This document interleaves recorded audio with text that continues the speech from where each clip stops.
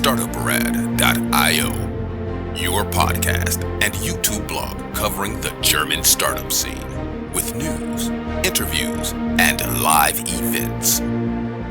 This is Joe from Startuprad.io, your startup podcast and YouTube blog from Germany, bringing you today the startup of the month in our media cooperation with Frankfurt Forward, Mainz Medical, and Lukas. Hey, how you doing? Hi, how are you doing? I'm pretty good. Thanks for having me on the show. You're very welcome, and thanks for making time on this lovely Saturday afternoon for our recording. Unfortunately, we are unable to bring you this live here, but we are working on it. So, you are Startup of the Month. Congratulations. Thank you very much. How on earth did you end up in startups? Because I did a little bit stalking on your LinkedIn profile, and you actually studied political science, and now you're in a healthcare startup. Can you help us to understand? Yeah, my CV is not the straightest of all CVs in that way. I started actually to study medicine back in the days when I graduated from high school and after that, but realized quickly that medicine is not my field of expertise. So I went into political science and actually comparative religious studies and did my master's degree there. Worked at the university for quite a while, and then after that in school. But I realized that the healthcare system could use some improvements, especially in the administrative field. And I'm a guy who always looks at processes. And when I saw that some of the processes in the healthcare system just suck, I asked myself, okay, how can we fix that? And then I asked Matthias, my co-founder, a very good friend of mine, and we know each other for 20 years, if we could build a solution for that. And he is the technical guy, I'm not. And then we started Mainz Medical. So that's how I ended in the startup world, 2016. You actually went to study medicine. For everybody who's not from Germany, there is nothing like pre-med here in Germany. You start from the beginning, and they teach you everything really pressurized. It's very tough, and many friends of mine who studied medicine usually compare it to memorizing a phone book. Yeah, pretty much like that. Plus a lot of other stuff.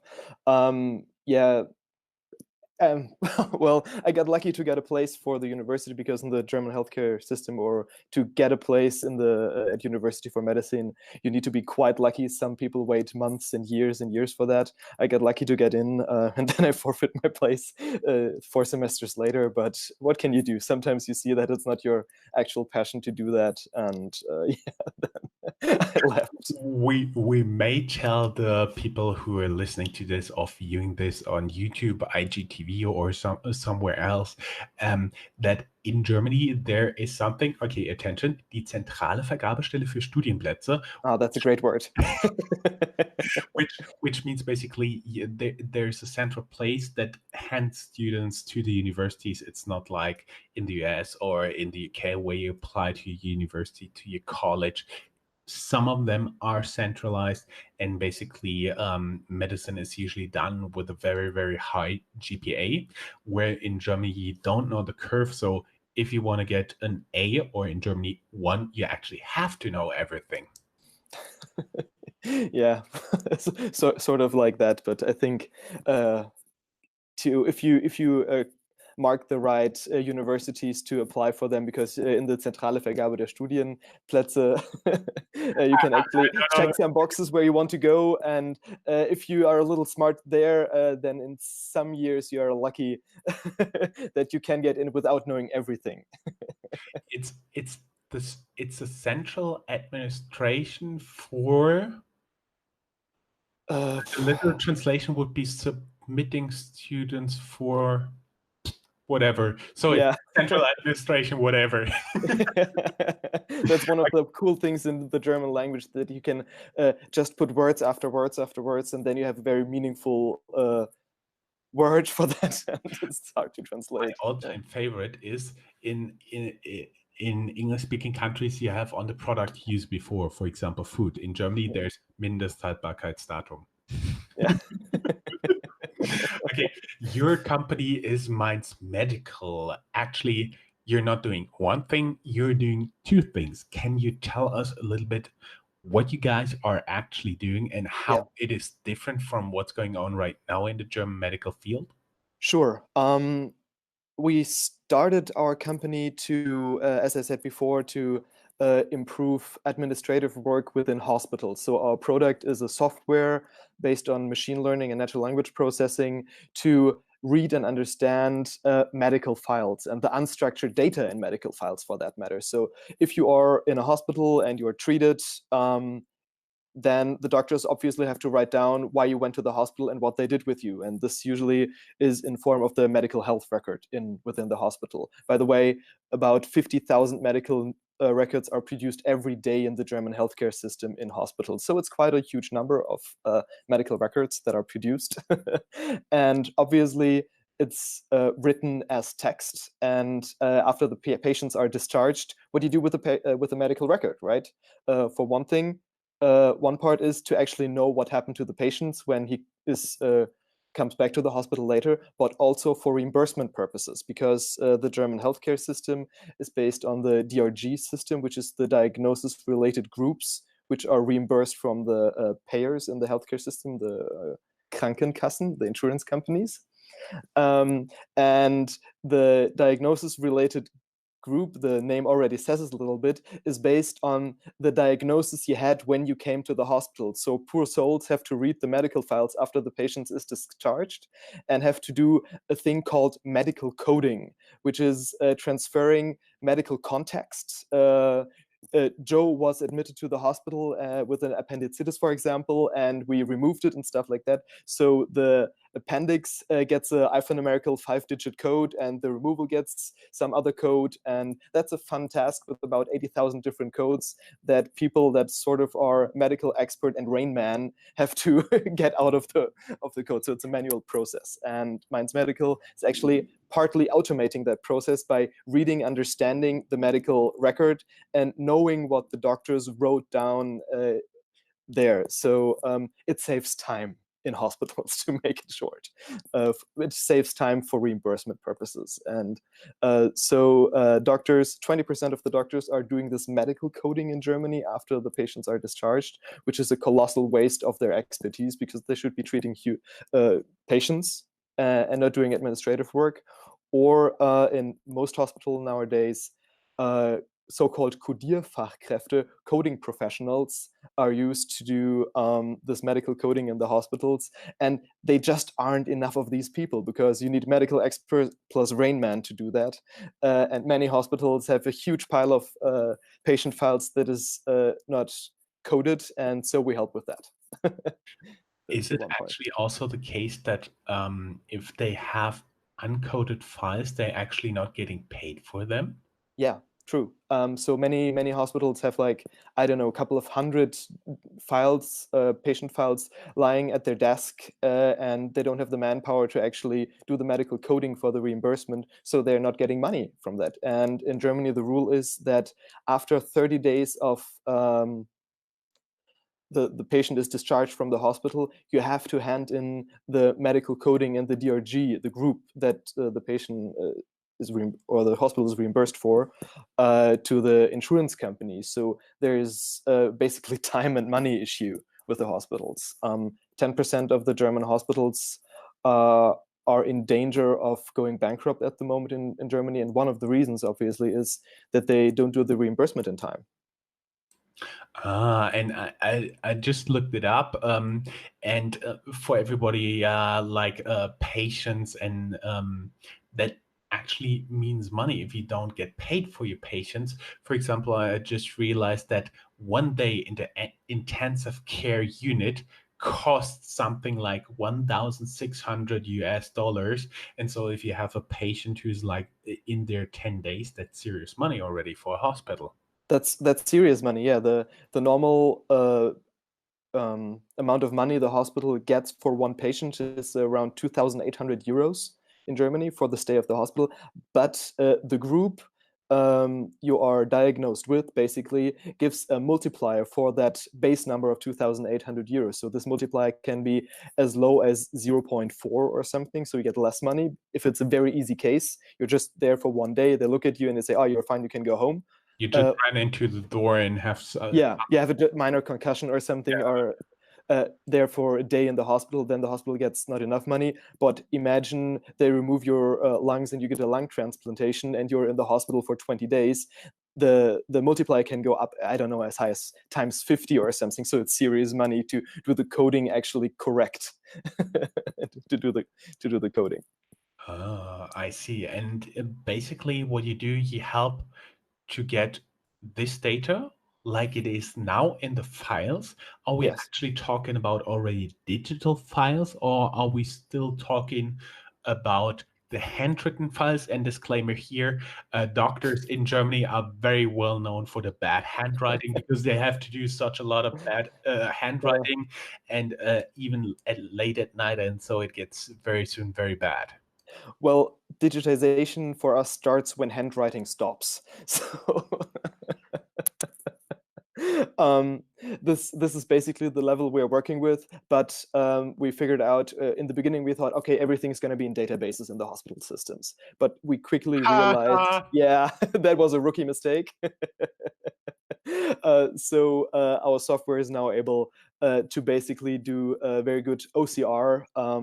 So we can basically read any file, picture file that is sent or produced in the hospital. If you have a scan, we can read it and classify the written text and do our natural language processing, machine learning, find the common stuff in the text, and then we can pretty correctly code the files. And since you use the TLA, a three-letter acronym, OCR means optical character recognition. So basically, you scan something handwritten, and then the computer can understand it and translates it into a usual Word document or something like that. That's correct. So we can work with all the printed files in the hospitals or archived files that are printed out of PDF files and rescanned and sent back to an archive system. We can all work with that now. But if somebody writes down something with a pen on a piece of paper, we are lost. But luckily, for most patient cases, that's not super relevant in terms of reimbursement. In terms of reimbursement. So we're not a medical product. We're just doing the administrative stuff in the back end. So we're technically not a medical product, where this theoretically might be needed to do as well. So luckily, we are not in that position. I would say you're something more like a big data company, especially working with unstructured data. Yeah, basically, pretty much, with a focus on medical text, because in every field there's domain-specific talk, domain-specific things that is easier for machines to read if you train them specifically for this task. So if somebody gives us, I don't know, a newspaper, we probably be a lot worse in discerning diseases that are written down there, because it's not just we're not doing a what's it called, word finder or something like that. That's not enough, because if you have pain, that could be something very different than knee pain or acute knee pain, or the patient doesn't have acute knee pain, but he has I don't know, something else that could be related to that. So you always need to look at the whole context, and just find a couple of words that might have medical meaning just doesn't cut it. I see. And usually you taught your machine the Pschirempe, which is the medical handbook for Germany that explains doctor speech to normal people. For example, one of my all-time favorite is lumbago. You got a bad ache. Yeah. Yeah, actually, we train our system to understand that, right? Yeah, Lumbago well, means. yeah, actually, we train the system on the medical files that are already at our customers, at the hospitals, for example, or insurance companies. So we can train our system not only on the medical relevance, but also on the specific dialect that is written in the hospital. Because you have a 40-year-old or 50-year-old medical professor who has taught everybody how to actually document that, then this dialect will be different in the hospital than in the hospital right next door, where a different guy from a different school of medicine, for example, has a total different approach on documenting stuff. So so it's a little more tricky than just feeding the machine with lexicas. I see. I do have a question concerning that. Like, you are going to a hospital. At first they say no way, then they say maybe, and then you actually get to work with something like a pilot or something like this. Do you already work like full, completely integrated in a hospital here in Germany? We are starting to integrate into the first 3 hospitals at the moment. We have a live product with our first with a insurance customer, where we're doing something a little bit different than the medical coding for reimbursement purposes. So, as you asked before, we have 2 kinds of products that we're working with, and when we figured out that we can actually contextually understand the medical records, what's relevant in terms of pre-existing conditions with the patients, we figured out that medical risk analysis is a thing we can also do with that. So if you want to have a private health insurance, for example, and you apply for that insurance, you're going to get asked some questions. What's the last 5-year medical history you have? If you don't have any medical history, you're fine. You get the insurance, obviously. But as soon as you have something that is not dealt with in 5 minutes, checking a box, you just have to send all your medical records to the insurance company, and people have to read it. It's basically the same task as in the hospital. They have to understand what the applicant for the insurance had. And what we can do with our software is to do the medical risk analysis for them, because we can look for the diseases they don't want to insure. And we can quicken the process in a way that it doesn't take 6 weeks for the applicant to get an answer if he gets the life insurance or medical insurance, but just it could go in minutes. Just send the files, scan the files, take a photo, get the idea, get the answer, and you can make a decision if you want to take that insurance or not, based on the offer they make you. At the moment, insurance company is doing the exact same thing, but it just takes weeks and weeks and weeks. I see. Before you shifted into the insurance arm of your company, I was curious, do you have any guesstimates how much will you contribute to the bottom line of the hospitals you're working with? Yeah, we have a pretty good idea. We are with our current set of technology are able to automatically and for reimbursement purposes soundly do about 40 to 60% of all stationary patient cases, to automatically code them so that the hospital gets the money for that. This so it's about a 50% increase of productivity just with the software. What happens then? You have people who are used to read all the files that came on their table, but they have a little more time at the moment, which helps, because before that they were super overworked and didn't finish with all the files. And now what they can do is go back to the doctors and help them writing the actual file, because they know what's relevant. So the medical file, the structure of the medical file gets better, and the content of the medical file gets better. And every person in a hospital who is actually doing that, Codierfachkräfte, coding professionals who do that, contribute about 150,000 a year plus to the revenue of the hospital. If you know that many hospitals operate on about 200,000 profit a year, it's a lot of money. I see. And for the insurance part, health insurance here in Germany, because we are only talking right now about you and Germany, there's basically gesetzliche Krankenkasse, so it's health insurance by law. You can basically get in, and there are like a dozen providers, some really big nationals, some really small local, that you can actually hop in between. And then if you earn enough money, you can go to a higher level, and that's called private health insurance.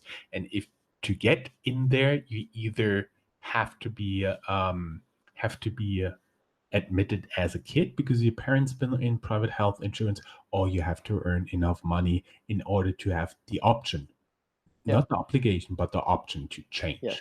The public healthcare system is quite good in Germany, and we're lucky that we have it, that basically everybody has health insurance. But if you want that little extra, or you make enough money, or you have been in the insurance in the private health insurance and want to change, then you have to do this application process with the medical backup check, for example. And this is basically where we come in, but also on life insurance. If you have an accident or want to insure yourself against some diseases you get, and then you get paid some money if you get the diseases, there's also this health checkup needed. Or Berufsunfähigkeitsversicherung. Oh God, what's that in English? Can you look that up for a second? Let me quickly check on the internet.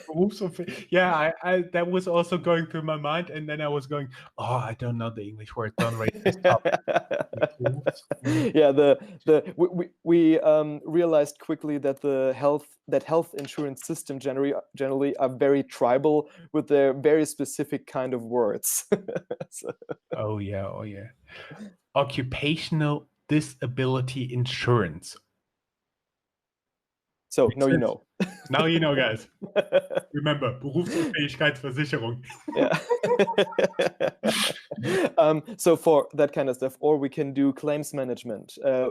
If you went to the doctor, have a private health insurance, the doctor does something and he writes basically down the doctor's letters, and the insurance is left with his doctor's letters to pay for that, to pay for the doctor's service. Then they also have to read it. So medical risk analysis at the point of sale, medical underwriting, and automated claims management. This is basically the stuff that we do for insurance companies. When I was reading about the insurance companies, I do believe there are some people who are really gonna like it because they're healthy and they get lower premiums, but there are also like people who are really going to hate it because they're sick. They usually could not get into the insurance. How do you deal with this ethical dilemma? Well, for us, we help in a process that is already in place. So if you want that insurance, you need to go through the backup check. And it doesn't, the question is the decision the insurance is going to make to admit you to the insurance or not data-based, or is it somebody who, I don't know, forgot to drink his coffee in the morning, is very distracted because he's stressed at home, reads through a file, sees something and says, well, I don't give a crap if he gets the insurance or not, and gives you a big fat no on the admission form, or if the decision is data-based. And we see that the diagnosis we make out of the documents is in generally 10 to 15% better than the humans actually understanding the text. Is it also that you contribute then 10 to 15% of the bottom line to the health insurance company, or are you actually looking for more when your product? We're looking, well, the market for medical risk analysis and stuff like that in Germany is about 5 billion, I believe. So it's a huge market. We're looking for about 30% in cost reduction in the process. We have not really enough data at the moment to say if the bottom line for the insurance company is 15%, 20% or something like that. But what our software enables the insurers to do is scale sales. Because if you get admissions from potential customers, you have to read them. You cannot go through. You actually have to check if the data in that says I can insure you or not, because every wrong decision you make goes directly to your bottom line as an insurance company. And with our software, you can basically scale the admittance of the right customers. And that's super interesting for most insurance companies. I see. Everybody who would like to learn more, we do have a little bit dated audio interview from Otto Nova, Germany's only digital health insurer. Go down here in the show notes, you'll find a link to the interview. And there in the interview, I do believe I promised an update, so maybe I'll reach out to Otto Nova today. Talking about that, people don't see it through the window in your bag, but actually you are located here in lovely Frankfurt. Yes. Since we are talking as media partners of Frankfurt Forward, what does Frankfurt Rhine-Main mean for you? Why did you set up shop here? Well, I'm originally from Frankfurt, so I'm one of the very few founders, I think, who's a Frankfurter Bub, as we say it. So a homegrown Frankfurt dude. And yeah, my co-founder Matthias and I, we were located in the area here in our previous work lives. And when we decided to start the company, we thought, well, we might as well stay here in Frankfurt. Frankfurt is not particularly known for its insurtech or health tech companies, but I think Frankfurt has it's a great opportunity for startups in that area because we are a B2B business. We have to visit our customers face to face. So Frankfurt has the big train station that goes all over Germany, the airport and everything, and is very well connected also to the finance industry. So we're right in the middle there. So this means a lot to us to be here. But also Frankfurt is home, just plain and simple. My wife and I live here. My family lives in and around Frankfurt. Same with Matthias, my co-founder. So we really enjoy it here. We have a big network of friends and family, and that's super helpful if you're working long hours and want to meet your friends and in the end, and then you don't have to travel hundreds of miles to be home sometimes. So yeah. Also, we happened to, well, at least I and Matthias as well, happened to study in Frankfurt when we started our careers.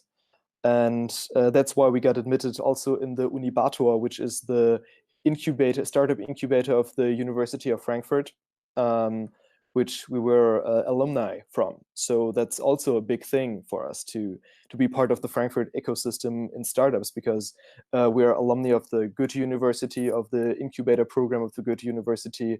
And for us, after having all these benefits from Goethe University, from the incubator program, all that, it's natural for us to stay close and to give back to the ecosystem if we can. Yeah, pretty much sums it up. What came to my mind is Frankfurt may not be known for its medical and data startups, but they should. I do see quite a surge there. And also Merck is running a very good accelerator program down in Darmstadt. Disclaimer, they're usually sponsors of mine. That's why I know a lot of those startups. True. Well, one more question. Sure. If your life would be described by the name of a book or a movie or a combination of both, what would it be and why? A life or a book? Yeah, a movie or a book. A movie or a book. Yeah, the title of your life. I'm personally. We may have to cut the interview here later on because I need to think for a minute. I personally always say it's between Pinky and Brain and Forrest Gump. Since I'm a big fan and it's also a long journey, maybe The Hobbit. Oh, The Hobbit, yeah. So, well, when Bilbo the Hobbit stumbles into Gandalf, and he just picks him up on a journey and takes him to all these crazy places he had no idea that they even exist, that pretty much sums it up. And fighting the German healthcare system for better operability, better processes, that certainly feels like facing Smaug. It's freaking good. I just looked in my show notes, and there's one thing we talked before. You raised 2018 a seed round, and you're now looking for potential investors for Series A maybe in 2020, right? Yeah, pretty much. What we're doing at the moment is doing our proof of market and have working products as well in hospitals and in insurance companies, and build a couple of more products at the moment. And then we're looking at end of next year probably for a Series A round to scale that up and be a little quicker about that, what we're doing at the moment. But then we have all that proof and money in the back, and we could just grow normally and slowly, or we could just pick up a little pace. And that's why we're looking for a Series A by the end of next year, maybe 22, beginning of 22 or something like that. Healthcare system always takes longer than you think. Okay, great. So only thing for me left to say is thank you very much. I enjoyed this interview quite a lot. And for all the listeners and the viewers, we took out approximately 30 minutes of thinking time for you, right? Yeah, approximately. Maybe an hour and a half as well. I don't know. Great. Thank you very much. Thank you, Joe, and have a great day. I'm looking forward to see the interview later. You too. Bye-bye. Thanks, man. That's all, folks. Find more news, streams, events, and interviews at www.startuprad.io. Remember, sharing is caring.